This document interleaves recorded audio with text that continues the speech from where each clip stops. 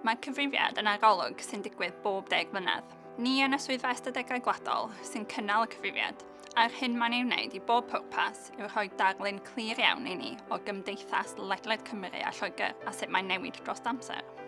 Mae'r cyfrifiad yn hanfodol ar gyfer cynllunio ein holl wasanaethau lleol, y lleoedd ysgol, neu'r ysbytai, neu hyd yn oed par mor llydan y mae angen i'r ffyrdd i fod. Maent i gyd yn dibynnu ar y nifer a'r fathau o bobl mewn ardaloedd gwahanol. Mae ystadegau gynhyrchwn o'r gyfrifiad i gyd yn ymwneud â bydd y cyhoedd ac maent y fydd i bawb. Felly, rydym yn defnyddio cyfrifiad yn y swyddfa ystadegau gwladol ac hefyd ar draws y llywodraeth i allu gwneud y penderfyniadau am ddarparu gwasanaethau i bobl.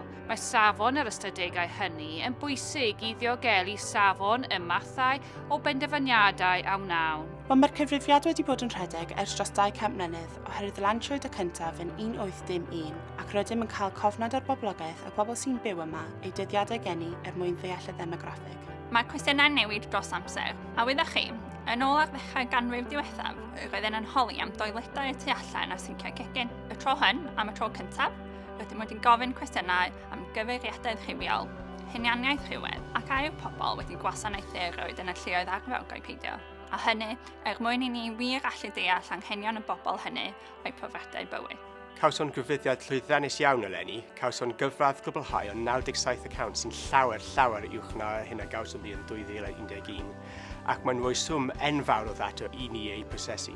Felly, rwy'n meddwl ein bod wedi cael cyfradd ddychwelyd uchel iawn, oherwydd ein bod wedi gallu cysylltu â phobl ac esbonio i bobl pam ei bod yn bwysig, ac yna, yn bwysig iawn, ein bod yn ei gwneud hi mor hawdd a phosibl iddyn y mater. Felly roedd ar-lein, ond os oedd angen cymorth yna chi gwblhau'r cyfrifiad, roedd yna lawer o wahanol ffyrdd o wneud hynny.